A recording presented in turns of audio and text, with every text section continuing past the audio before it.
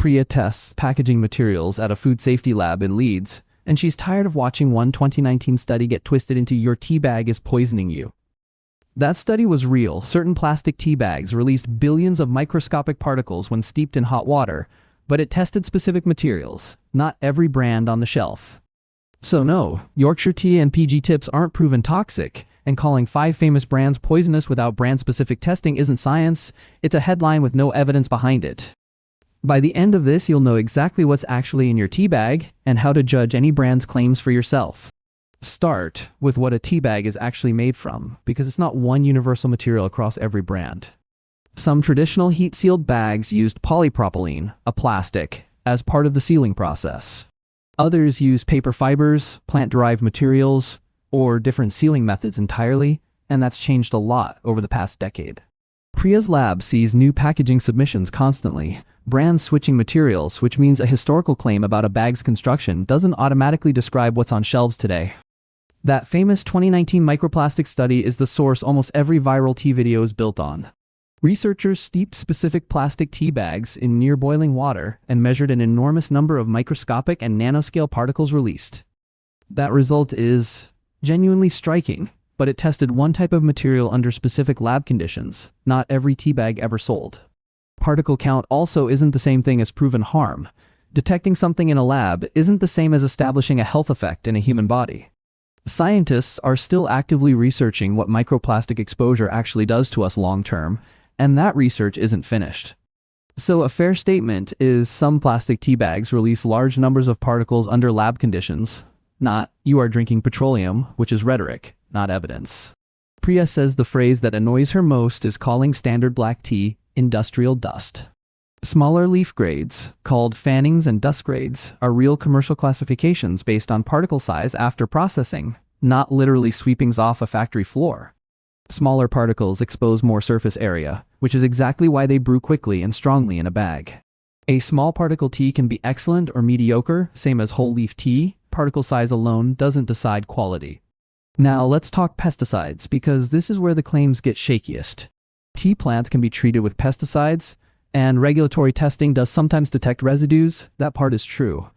But detecting a residue and proving it exceeds a safe limit are two completely different things. The UK regulatory system sets maximum residue limits, and a detectable trace amount below that limit isn't a safety violation. Priya's seen government sampling records where tea tested with no residues found above the stated reporting limit at all. That doesn't mean every batch of every brand is spotless. It means a blanket claim that mainstream UK tea routinely exceeds safe pesticide limits needs actual brand-specific lab results, not assumption. So what would real evidence for a 5 worst brands ranking actually require? The exact product and batch, current packaging material, whether the bag is heat-sealed or stitched, and confirmation of independent lab testing. It also needs the specific compound detected, its concentration, the applicable legal limit, and whether the test was done on dry leaf or brewed tea. Without those details, Priya's blunt about it, a toxic versus clean ranking is entertainment, not science. Take Yorkshire Tea specifically. Calling it toxic requires current, product-specific, independently verifiable evidence of actual harmful exposure. Brand reputation and old tea bag research from other products don't count as that evidence. PG Tips gets the same standard.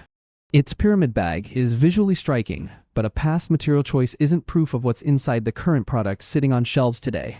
Tetley's specific plastic sealing history needs the same thing, a documented timeline with dates, not a repeated claim with no source attached. And even if a past plastic component is confirmed, that alone doesn't prove drinking the finished product is toxic. Here's the deeper problem though. Clean isn't one scientific category either. Does it mean no detectable pesticides at all, no residues above the legal limit, no microplastics, plastic-free packaging, or organic certification? Those are completely different standards, and a brand can pass one while failing another, which makes only 2 are clean pretty much meaningless without defining the term first. Priya's actual advice, if you want to reduce avoidable plastic exposure specifically, look for loose leaf tea or bags with current, disclosed plastic-free construction. That's a real, actionable choice, and it doesn't require calling any brand poisonous to justify it.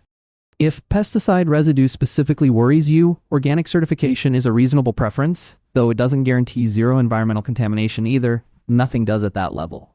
What actually matters more than any single scary claim is transparency, whether a brand discloses its current materials and whether independent testing backs up what they say. Priya's lab has flagged plenty of viral toxic brand claims over the years that fell apart the moment someone asked for the actual lab report. That's the pattern worth noticing. Dramatic claims spread fast. The actual documentation almost never follows at the same speed. Take the phrase, "you are steeping petroleum," specifically. It sounds terrifying, and it's built on a real study, but it skips every caveat that study actually included. Same with billions of particles in every cup. That number came from one experiment on one material, not a universal measurement of your daily brew.